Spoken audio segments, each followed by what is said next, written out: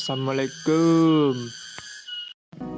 Sungguh Rasulullah itu sangat mencintai amal, tapi beliau terpaksa meninggal.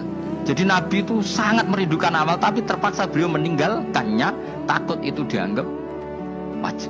Makanya dulu pernah di salah satu komunitas tabi'in, seorang lagi tabi'in, itu semuanya pakai jubah, pakai serban.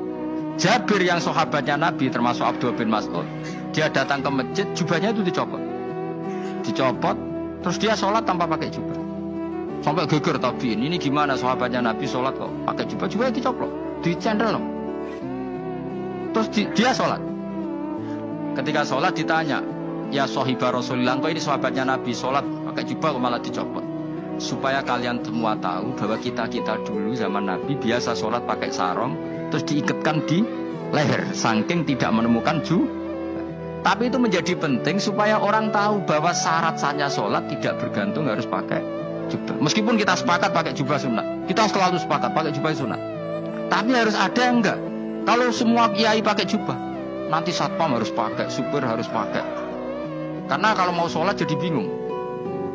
Ini barokahnya Jabir, orang tahu ternyata sholat itu yang paling pokok adalah nutupi aurat. Sama Rasulullah itu kadang tidak melakukan ibadah kelas paling afdol. Kayak tadi beliau tawaf naik unta. Tapi itu menjadi afdol karena nilainya mengajarkan bahwa itu sah. Paham gitu? Terus beda. Perilaku sama pengajaran itu beda. Rasulullah itu gak mungkin sholat lupa. Tapi Nabi pernah lupa. Andai kan Nabi tidak pernah lupa, kita tidak tahu caranya kalau sholat lu. Masyhur itu, Nabi pernah sholat hanya 2 rakaat. Terus beliau akan pulang. Terus sahabat diam semua karena mereka punya adab. Terus ada orang yang agak bedui. Aku siroti sholatu amnasita ya Rasulullah. Ini sholat model qashar apa memang kau lupa? Karena sahabat mulai dulu sudah ngerti usul fikih. Kalau ini duhur 2 rakaat, mulai besok berarti 2. Karena ngambil yang paling akhir. Zaman Nabi kan ada nasa mansuh. Kalau tak kemarin duhur 2, berarti duhur terkini 2. Terus Nabi balik lagi ke majelis, mengkonfirmasi ahakun maqalahu Dzulyaden, apa yang dikatakan Dzulyaden tadi benar. Iya ya Rasulullah, engkau tadi sholat hanya 2. Terus Nabi takbir menambahi 2 rakaat. Artinya apa? Kalau kamu lupa itu tidak harus mengulang dari awal, cukup bina meneruskan.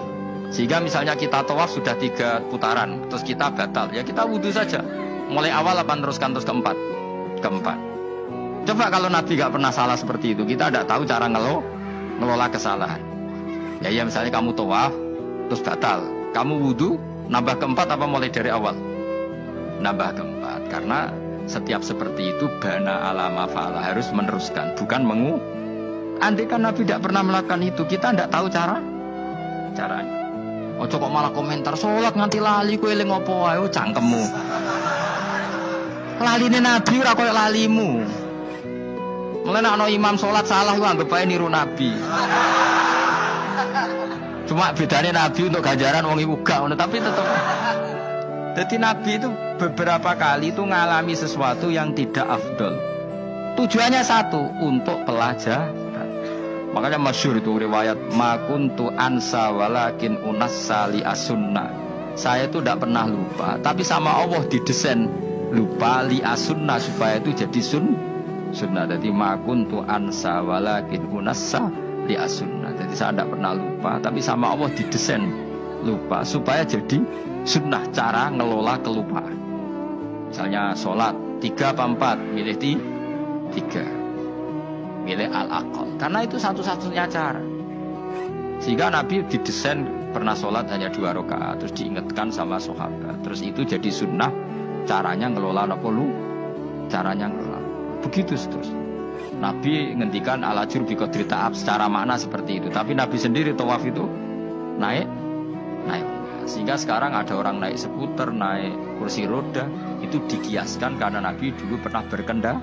Coba kalau Nabi tidak pernah berkendara, wong sing lumpuh gak iso tawaf, wong sing sakit gak bisa tawaf, karena gak ada riwayat Nabi pakai kendaraan. Tapi barokahnya Nabi pakai kendaraan, semua referensi itu gampang.